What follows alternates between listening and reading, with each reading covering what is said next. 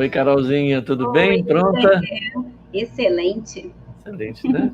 Então vamos, gente. Carol, com vocês, igual apresentador, assim, Silvio, com vocês, Tá Carol, ótimo. Carica, Carol, um beijo, boa Um sorte. beijo, Theo. Bom dia, turma. Que alegria, né? Poder ouvir tantas palavras cheias de doçura, de amor, que tanto nos fortalece, nos orienta, nos enche de ânimo, não é mesmo?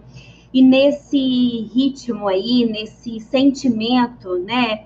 Enlaçados nessa energia gostosa de amor, vamos dar continuidade à nossa conversa.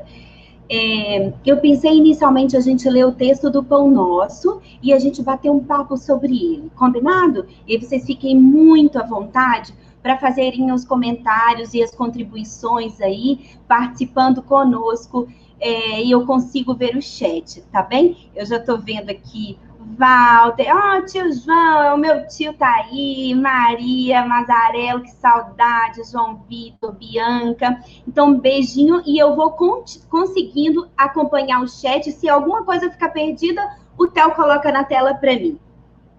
Então, vamos ler o texto juntos. Fala o seguinte, a língua. A língua também é um fogo. Do Tiago, capítulo 3, versículo 6, né, que traz para nós o apóstolo Tiago. A desídia das criaturas justifica as amargas considerações de Tiago em sua epístola aos companheiros. O início de todas as hecatombes no planeta localiza-se quase sempre no mau uso da língua. Ela está posta entre os membros qual leme de embarcação poderosa, segundo lembra o grande apóstolo de Jerusalém, que é o Tiago, né? Em sua potencialidade, permanecem sagrados recursos de criar, tanto quanto o leme de proporções reduzidas foi instalado para conduzir. A língua detém a centelha divina do verbo, mas o homem, de modo geral, costuma desviá-la de sua função edificante, situando-a no pântano de cogitações subalternas. E por isso mesmo, vemo-la à frente de quase todos os desvarios da humanidade sofredora. Cristalizada em propósitos mesquinhos, a míngua de humildade, de amor. Nasce a guerra da linguagem, dos interesses criminosos, insatisfeitos. As grandes tragédias sociais se originam, em muitas ocasiões, da conversação dos sentimentos inferiores. Poucas vezes a língua do homem ha consolado e edificado os teus irmãos. Reconheçamos, porém, que a sua disposição é sempre ativa para excitar, disputar, deprimir, enxovalhar, acusar e ferir, desapiedadamente. O discípulo sincero encontra nos apontamentos de Tiago uma tese brilhante para todas as suas experiências. E quando chegue a noite de cada dia, é justo interrogue a si mesmo: terei hoje utilizado a minha língua como Jesus utilizou a dele? Então vamos pensar sobre essa mensagem belíssima que o Fausto e a Alda já trouxeram para a gente. A fala. A fala é o veículo que a gente usa para transferir uma mensagem, para transferir um sentimento, um pensamento para alguém. É a nossa elaboração. Eu elaboro o meu pensamento, a minha mensagem, a minha intenção, e ela segue, usando a língua como instrumento articulatório, gerando a fala, para chegar nos ouvidos de quem quer que seja. Ou seja, por escrita também, não é? Mas nós estamos falando aqui em termos dessa articulação da palavra falada. Ela é utilizada como um meio de interação social, não é? Eu uso as conversações, a comunicação, o instrumento da fala para tocar o outro, para interagir com o outro, para envolver o outro. E aí, na pergunta 768 do Livro dos Espíritos, os espíritos falam assim: o homem deve progredir. Sozinho não lhe é possível, por não dispor de todas as faculdades. Falta-lhe o contato com os outros homens. Então, a fala é esse instrumento que vem como artifício, estratégia evolutiva material para facilitar a nossa interação com os demais, em sociedade, e assim auxiliar o nosso aperfeiçoamento moral e intelectual. Então, essa é a belíssima função desse instrumento, riquíssimo. Será que nós conseguimos utilizar esse instrumento belíssimo a favor do nosso aperfeiçoamento moral e intelectual já? Será que nós conseguimos fazer bom uso desse instrumento belíssimo que nos distingue dos demais animais? A capacidade de trazer raciocínio e concretizá-lo por meio da fala? Miramês fala assim pra gente: Deus fez o verbo para que pudéssemos trocar energias que por vezes nos faltam nas lutas de cada dia. Essa troca em parceria, na convivência com os demais, familiares, companheiros do caminho, companheiros de trabalho, de caminhada juntos, e nós vamos nos apoiando para oferecermos e trocarmos nossas experiências, facilitando assim o nosso trabalho de aperfeiçoamento moral. Quando eu falo, eu tenho uma intenção ali naquela fala. Eu posso cuidar, eu posso ferir, eu posso denegrir, eu posso orientar, eu posso acalentar, eu posso ajudar, eu posso destruir. A minha fala, ela carrega a minha intenção. Mas a gente não está habituado a fazer o exercício de enxergar a nossa intimidade, para saber o que há aqui sendo cultivado, de forma que eu transborde isso através da minha fala. Eu tenho que cuidar do meu terreno interno. Eu tenho que cuidar desse plantio interno, para que a expressão desse plantio seja doçura, seja amor, seja coerente com a lei divina, com a lei de amor. Quando Saulo encontra Estevão, ele fica sabendo de Estevão, que está falando de um tal Nazareno aí, um mendigo aí, umas ideias novas, ele fala: vou lá para resolver isso. Vou lá entender o que é isso, estão falando muito disso, então eu vou lá. E começa a trocar informações com Estevão e consegue observar que aquele homem ali tem um arsenal intelectual gigantesco, um magnetismo na fala que envolve a todos os interlocutores, a todos os que estão ouvindo o Estevão. E aquilo ali incomoda, porque Saulo está acostumado a estar nesse papel, a de encantar os outros através do recurso da fala, da oratória. E ele vai entrar e vai degladiar com Estevão, Saulo, né? Para tentar vencer por meio da palavra. E ele não consegue, e manda prender Estevão.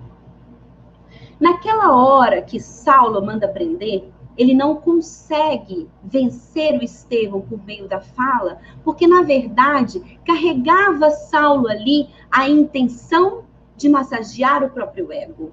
Ele não tinha a intenção de, no diálogo, favorecer o próprio crescimento, de descobrir novas formas de existir no mundo, de coexistir no mundo. Ele tinha um interesse único, exclusivo com aquela fala. O ego, a vaidade, o exibicionismo.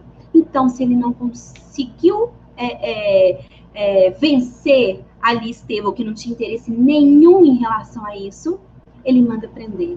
Porque na agressividade do ato, eu acabo vencendo o mundo, né? E Emmanuel nos fala assim: é imprescindível vigiar a boca, de fato.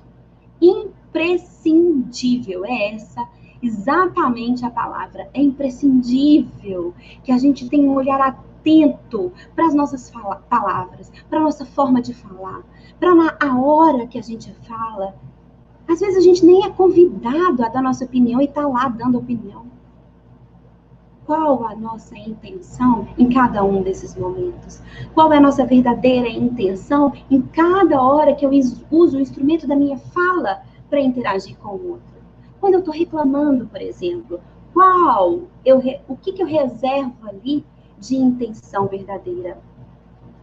Quando eu estou falando algo com alguém e eu não consigo ali dominar os meus sentimentos e eu grito, como Saulo fez, né?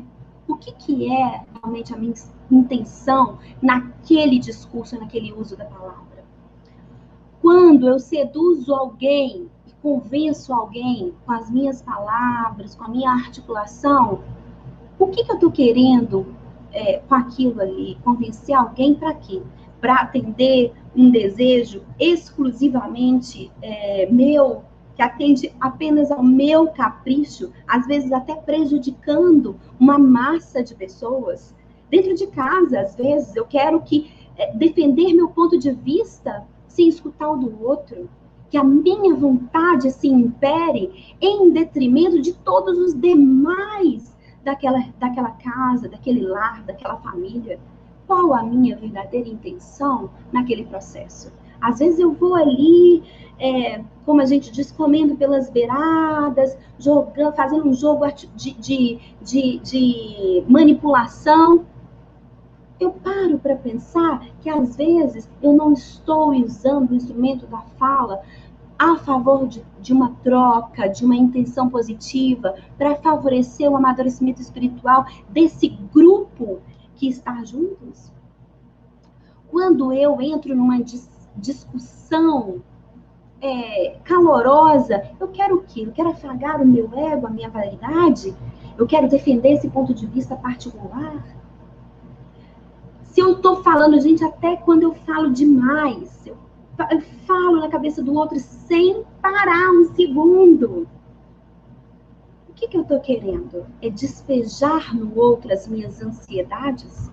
É despejar no outro o meu desequilíbrio? A minha falta de capacidade de administrar o meu silêncio? A minha necessidade de reforma íntima? O meu turbilhão de sentimentos jogo no outro, exigindo do outro um exercício de caridade extrema para seguir me ouvindo? O que tem por trás ali daquela fala? Quando eu critico o outro, quando eu falo mal do outro, por que eu preciso ainda diminuir o outro para me fazer grande? Que desamor que contém nessa fala, nesse expressar de sentimentos. Por que nós nos colocamos como filhos pródigos, exigindo pouco, quando somos filhos do Criador, cuja herança é a abundância do amor, da lei de amor? Quando estamos definitivamente convidados a mergulhar na lei de amor, por que exigimos tão pouco? Queremos tão pouco? Fazemos tão pouco? Se a minha língua será usada para ferir, machucar, vamos deixar ela quietinha, vamos deixar ela em repouso. Lísias, no livro Nosso Lar, André Luiz acaba de chegar em Nosso Lar naquele poliqueixoso, né? O que a gente chama de poliqueixoso, reclamava de tudo ali, incomodado com tudo, num orgulho porque estava numa condição ali de paciente, quando na verdade sempre cuidou na terra como médico, né? Que era o papel que ele exercia profissional na terra. E aí Lísias fala assim, uma medicaçãozinha, põe água na sua boca, agora segura. O que era aquela água ali na boca? Fica em silêncio, guarda, aquieta a sua língua. Aproveita esse momento para adentrar a sua intimidade e entender o que ali está sendo exigido de você. Qual é a brecha moral que você precisa atentar para observar? Com aquela intenção comunicativa que você tinha e na disciplina você conseguiu calar já. Um exercício de disciplina. Então, é por isso que no texto que nós lemos agora do Pão Nosso,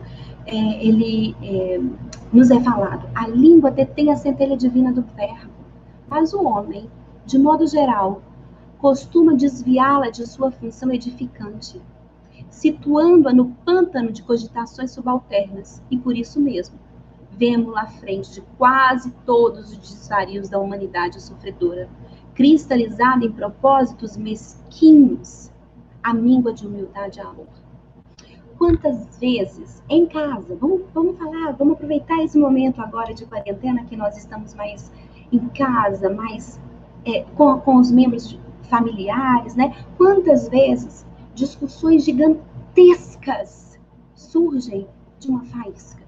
Porque alguém falou troncho comigo, ou porque alguém não concordou com o meu ponto de vista. Começa assim, e aí a gente não consegue controlar a língua, quando vê, tem ali as hecatombes que são ditas, né? Deixa eu ver a pergunta aqui. Ana Lúcia, querida, obrigada. O Walter, existe diferença entre uma fala no momento de desequilíbrio, daquela pensada e usada intencionalmente, causando desarmonia ao outro ou ao ambiente? O Walter, quando a gente tem um pensamento, uma elaboração, uma estratégia comunicativa, veja quanto tempo nós passamos elaborando aquela estratégia manipulativa para atender aos nossos caprichos pessoais. Quando nós somos mal educados de sentimento e explodimos em uma fala, a gente está falando de uma falta de educação de sentimentos, de uma falta de controle, de uma falta de domínio próprio, né? Então, existe essa diferença sutil, sim. E a questão ali da elaboração por tempos, existe um planejamento ali, naquele entorno, né? A Dani, o limite entre a educação e a falsidade pode ser tênue. Como fugir dessa armadilha sem cair na grosseria? Sendo sincero e honesto, Dani. Eu acho que nós vamos falar um pouco disso. E aí nós vamos... se não ficar claro, você me fala de novo, combinado? Agora, existe uma questão que às vezes eu ainda não estou com vontade de ser doce naquele momento, mas eu estou, veja bem, refazendo a fala, eu não estou ainda acostumada a falar com doçura, certo? Não é o meu natural, não é o meu costume de atuação diária, eu não estou habituada àquilo ali, mas eu já entendo que eu preciso ter um cuidado com a forma de falar, de colocar minhas palavras. Então, pode ser que no começo eu seja desajeitada com aquele processo e me pareça um pouco de falsidade. É um trabalho na minha intimidade. Eu sei a minha intenção verdadeira. A minha intenção verdadeira é trabalhar a minha intimidade para que eu possa expressar da melhor forma possível, mesmo que naquele momento não me soe tão verdadeiro. Eu estou num exercício de fazer com que aquilo ali, de treinar, né? Aquele treinamento sai desajeitadinho e eu posso ficar desconfortável, mas a minha intenção é que seja sincero. Olha, eu realmente quero aprender a ser assim, a fazer diferente, a não agredir com as palavras. Veja se ajudou. E se era isso, Dani, me fala aí, por favor.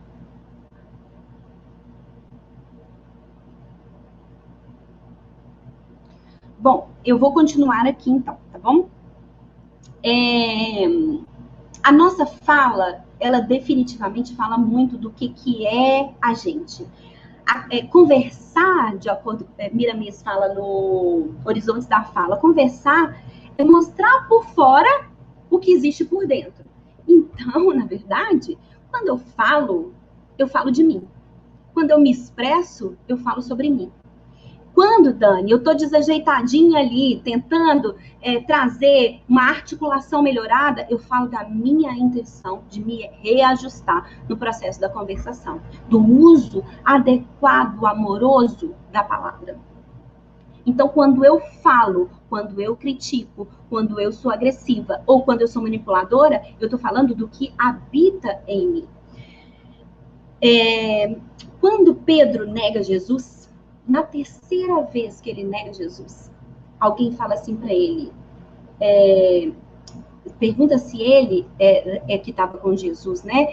E fala assim, verdadeiramente, tu também estás entre eles, pois a tua fala te denuncia. Nós falamos quem somos quando nós nos expressamos para o outro, quando nós nos expressamos para o mundo. A forma de comunicação é falar daquilo que há em mim, do que habita em mim, do que eu sou verdadeiramente. E aí, como Fausto falou, né, em Mateus capítulo 15, versículo 18, o que sai da boca procede do coração. O que eu expresso é o que eu alimento, como nós já conversamos. E Emmanuel nos explica falando assim, esse trecho falando assim em Vinha de Luz. Indispensável cuidar do coração, como fonte emissora do verbo, para que não percamos a harmonia necessária à própria felicidade. Então, vocês lembram lá, quando a gente trouxe a pergunta do Livro dos Espíritos, 768, falando da interação social como meio de evolução e de progresso do homem. E a fala eu trago como esse recurso de interação social. Nós, quando trabalhamos a nossa harmonia no falar, estamos trabalhando a nossa própria felicidade. É um trabalho para nós nos ajustarmos à harmonia da lei de amor.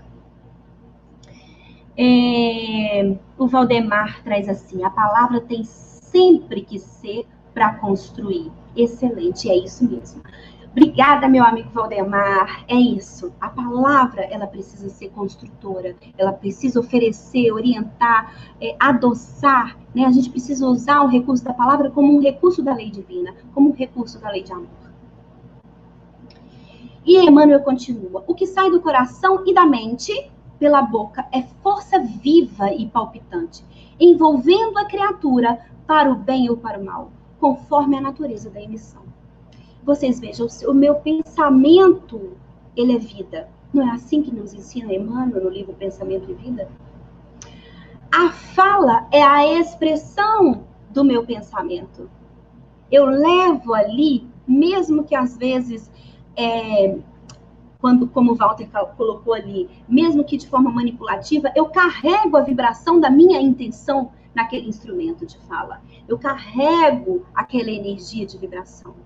Então, eu envolvo aos demais naquela energia vibratória, da minha expressão concretizada, mais concreta ali da fala, né?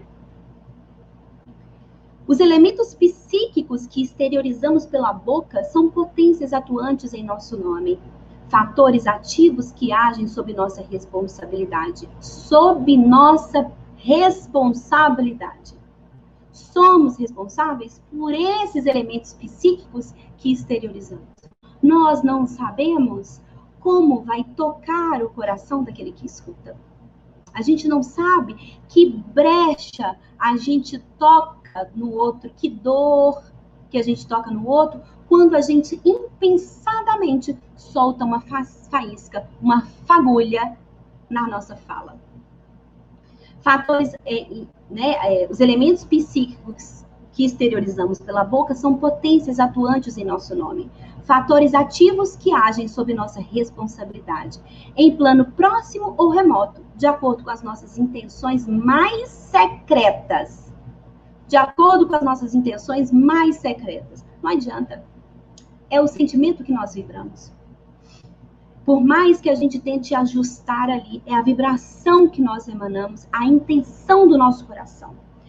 E aí, Emmanuel traz, é imprescindível vigiar a boca, porque o verbo cria, insinua, inclina, modifica, renova ou destrói, por dilatação viva da nossa personalidade. Nós nos colocamos no verbo, nossa personalidade. Nós nos personificamos nas palavras, na forma como a gente toca o outro, pela palavra que a gente, pela forma como a gente leva esse instrumento para o outro. E no livro da Esperança, Emmanuel continua assim, é que existem palavras e palavras. Existem palavras e palavras, não é mesmo? E existem momentos e momentos. E existem formas de expressar essas palavras, assim como existem formas de entregar uma rosa. Eu posso te entregar delicadamente, ou eu posso jogar a rosa em você. Há uma intenção diferenciada, assim como a palavra. A intenção daquele gesto, o sentimento envolvido naquilo ali, é a que envolve o outro, que toca o outro. As palavras, elas estão ali, dispostas no dicionário, mas como nós a utilizamos é o que realmente constrói aquele instrumento de interação social, né? Então, vejam bem, vamos fazer um exercício simples aqui. Não tenho intenção nenhuma de esgotar as possibilidades de entendimento dessa frase. Apenas trazer algumas possibilidades sobre uma frase corriqueira, de alguém que está cansado em casa. Seguinte frase. Ninguém nunca me ajuda nessa casa. Tudo sobra para mim. Ninguém nunca me ajuda nessa casa. Tudo sobra para mim. Pensei nisso falado num momento de extremo cansaço, de esgotamento, de uma forma não tão branda. Então, vamos lá. Quando eu falo, ninguém nunca me ajuda nessa casa, tudo sobra para mim, eu estou dizendo, nós estamos construindo o entendimento até agora, que aquilo que eu falo, o meu verbo, me personifica. Ela traz aquilo que sou. Então, quando eu digo assim, ninguém, eu estou falando de uma incompetência para o sentimento de ingratidão meu. Ninguém. Falo da minha incapacidade de enxergar a contribuição daqueles que estão ao meu redor, mesmo nos seus pormenores, a contribuição de cada um. Muitas vezes, eu é que não soube pedir o apoio, distribuir essa atividade de uma forma adequada, pedir uma colaboração ali, trabalhar essa distribuição de tarefas, por exemplo, em casa. Muitas vezes, talvez, eu exija tanto que aquilo seja feito exatamente do meu jeito e na hora que eu quero, que eu mino a vontade do outro, a boa vontade do outro, desse trabalho em conjunto. Na minha própria casa. E aí eu estou falando da minha incompetência. Quando eu falo assim, nunca, ninguém nunca me ajuda nessa casa, o nunca, eu estou falando que eu coloquei na minha caixinha de memória vários momentos em que eu selecionei, fulano não me ajudou aqui, fulano não fez a parte dele, ciclano não agiu dessa forma como eu queria. Então eu selecionei esses momentos do meu dia, por vários dias, e reservei na minha caixinha de memória. E aí, em determinado momento, eu abro essa caixinha e tiro as memórias selecionadas por mim. Foi eu que resolvi colocar aquelas memórias ali naquela caixinha. Eu resolvi colocar aquela porque eu só tive competência de armazenar naquela caixinha aquelas memórias. Então, mais uma vez, eu falo da minha incapacidade. A minha incapacidade de fazer boas escolhas de memória, da minha incapacidade de perdoar, que o companheiro, às vezes, se comprometeu em guardar o livro ali e não foi capaz de guardar. Eu falo da minha incapacidade de tolerar, de dividir. Eu falo sobre mim. E aí, quando eu sigo, ninguém nunca me ajuda nessa casa, tudo sobra para mim, eu estou falando ainda do meu orgulho, da minha postura de não compreensão. Do que é um lar? Que o lar é um lugar sagrado, onde se reúnem ali espíritos em processos evolutivos, em parceria. Cada um com o seu papel específico, de filho, de marido, de esposa, de mãe, de pai, de irmãos, enfim, cada um com a sua organização familiar que lhe é própria. naquele reduto familiar, compondo um organismo vivo, sem dúvida nenhuma, e que trabalham ali em conjunto para a manutenção do equilíbrio.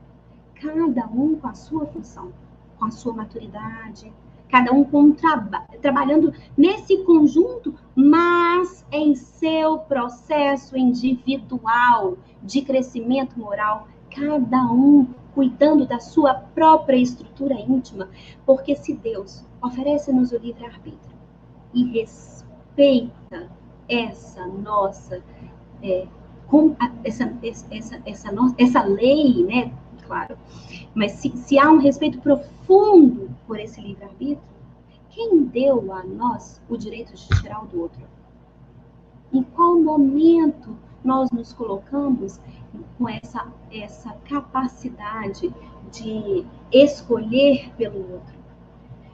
Então, cada um com a sua função, trabalhando em conjunto no seu desenvolvimento individual.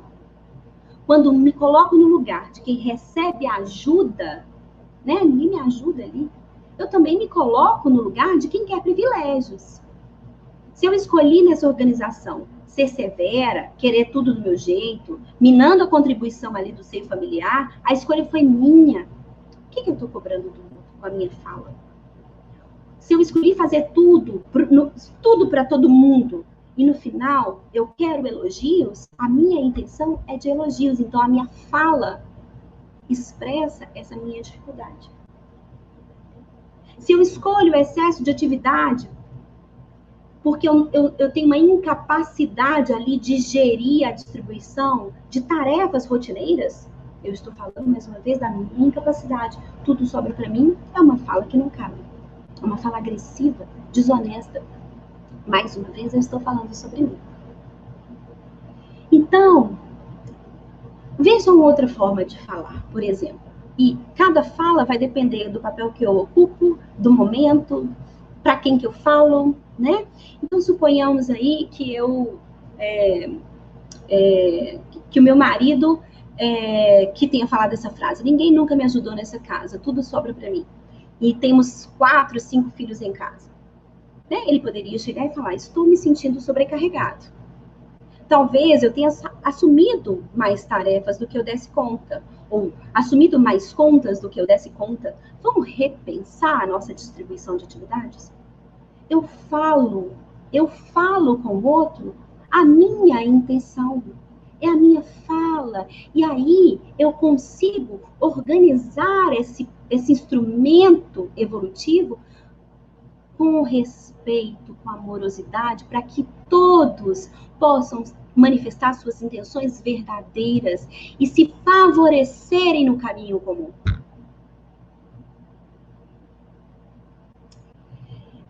Ou, sei lá, fulano, a roupa dessa semana que você se responsabilizou de passar está acumulada no cesto, na área, não tem mais espaço. Eu entendo que não está sendo nada fácil passar roupa nesse calor, né? Mas você se organiza até amanhã para finalizar a tarefa? Falo mais uma vez: olha, você precisa falar, fazer o que você combinou, mas eu não preciso ser agressivo. Eu respeito, eu tenho empatia, cuidado pelo outro, amorosidade, respeito pela decisão, mas chamando naquela firmeza, no caso dessa postura, de onde eu me coloco ali, né? Na posição que me cabe naquele momento, eu chamo para a tarefa, para a disciplina, para o dever, para o cumprimento do dever, não é? Então, a minha voz, ela pode ser agressiva, ela pode ser doce, ela pode ser imperativa. Deixa eu só ver, tem uma turminha falando aqui, que delícia. A língua pode ser o melhor pedaço se usado com amor e sabedoria, mas pode ser o pior de todos os pedaços se usado com arrogância e maledicência. Sem dúvida, né, Branca? É isso mesmo. Como que nós estamos utilizando esse instrumento, né? Evandro, Daniela, Vera, Evandro, saber usar sempre o dom da palavra para o bem, para construir, né? Igual o Valdemar trouxe, a palavra tem que ser para construir. E Evandro diz, Evandro é o meu marido, tá, gente? Ele está dizendo: eu não falei nada, não. O Walter aqui: atitudes autoritárias no pensar e falar são resquícios do homem velho. Sim, sim. Que a gente tem que acolher, né, Walter, amorosamente na nossa existência, como sendo alguém que nos trouxe até aqui, mas ensinar uma nova conduta na nossa existência. Então, eu posso ser agressiva, às vezes eu posso falar assim, até com um tom amoroso, tal, mas querendo enforcar outra pessoa, vai a minha intenção, não tem jeito. Então, se eu não consigo, vamos lá, quieta, silencia, trabalha o sentimento seu para poder expressar isso realmente de uma forma amorosa. A nossa entonação, a gente diz que é a nossa melodia, a nossa música, ela pode ser com ruído, ela pode ser uma música ruidosa, né, levando agressividade para quem nos escuta, sendo inconveniente para quem escuta, sendo invasiva, ou a gente pode ter acordes melódicos que vão encantar, que vão construir, que vão animar, colocar bom ânimo na nossa atividade, na nossa vida, na nossa existência. A defesa do nosso ponto de vista. Muitas vezes, muitas brigas, né, acontecem porque eu quero que o meu ponto de vista seja escutado. E eu não tenho a competência de ouvir o outro, de ter a escuta para o outro, de saber o que o outro realmente tem para falar. Eu escuto a palavra do outro pensando na resposta que eu tenho que dar. Se a minha fala, ela existe para ser estimulante, para construir, eu tenho que saber quem que é esse outro. Eu tenho que ter ouvidos de ouvir. Eu tenho que trabalhar o meu interesse pelo outro. Saber quem que é esse outro que me escuta. Saber como que é a cabeça desse outro que me escuta. O contexto. E quem vai nos ajudar a ter esse sentimento, essa aproximação, é esse interesse que a gente constrói no outro. Quando Jesus traz para a gente amar o outro como a si mesmo, e ele logo em seguida, né, ele fala, ama o outro como eu vos amei. Que é um amor que não espera recompensa alguma. É o amor que ama, simplesmente, se compraz no amar. Quando a nossa fala tiver essa intenção verdadeira de apenas construir, de florescer, de semear o terreno do outro, a gente vai ter os olhos de ouvir e saber a hora certa de regar aquela semente. Aliás, a hora certa de regar é sempre, mas a hora certa de ir lá, de falar, ou de só escutar, de silenciar, de ser mais firme, de ser mais amorosa, ou de simplesmente acolher, abraçar, envolver.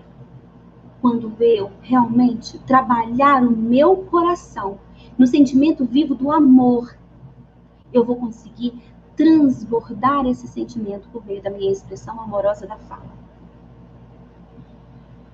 Mira mesmo nos falou lá no início, eu trouxe para a gente entender aqui e conversar. Deus fez o verbo para que pudéssemos trocar energias que por vezes nos faltam nas lutas de cada dia.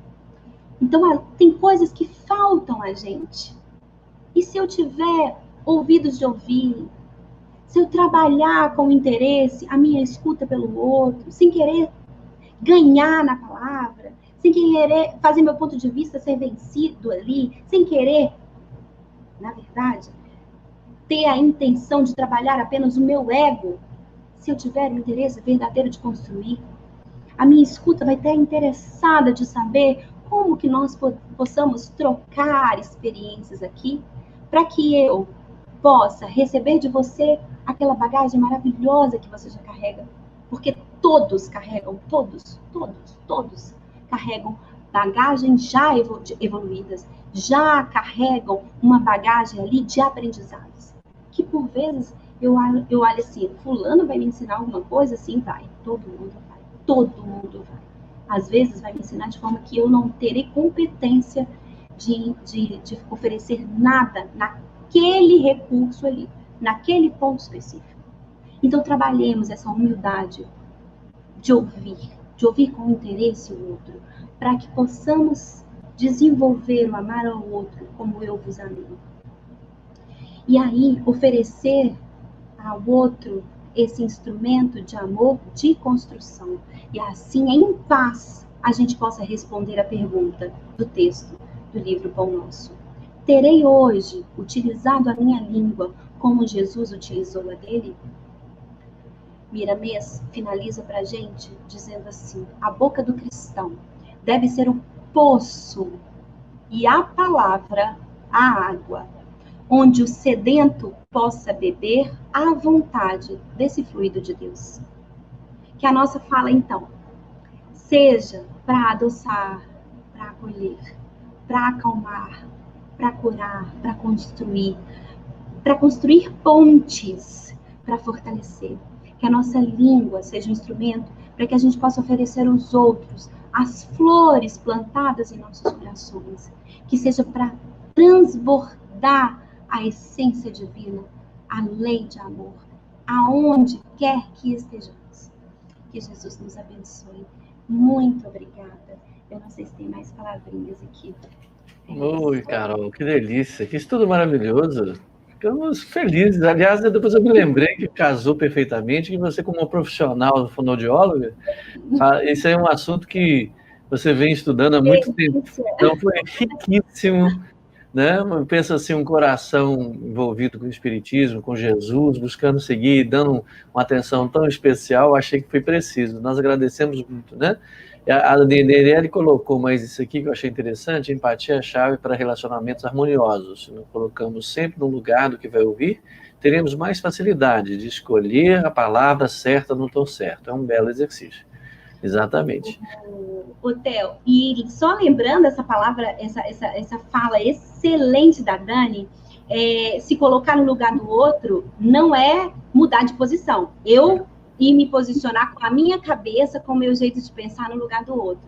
Mas é se colocar no outro compreendendo como o outro vive e compreende o mundo, né? Como Jesus faz conosco. Né?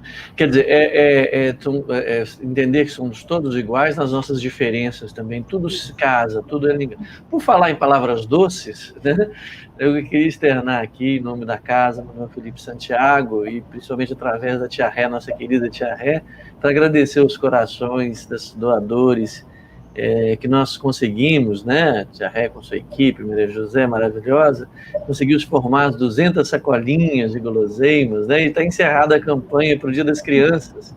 Então, nós estamos muito felizes, a Tia Ré está vibrante, né? Dona Maria José também, nossas queridas comandantes, né? Por ter conquistado essa meta nesse Dia das Crianças. Né? Agora nós vamos partir para a listinha do Natal, né? E essa festa muito bonita, que nós gostamos muito, que é cuidar das criancinhas que buscam lá a nossa casa, né, Carol? E você sabe bem, porque a sua mãe está lá também na creche, né? Você é. Sabe bem, né? Então, vamos agradecer. Gostaria que a gente, agora, nesse momento, vamos levantar nosso pensamento, que já se encontra devidamente adocicado pelas palavras, pelos pensamentos da Carol, tão carinhosamente nos trouxe, né?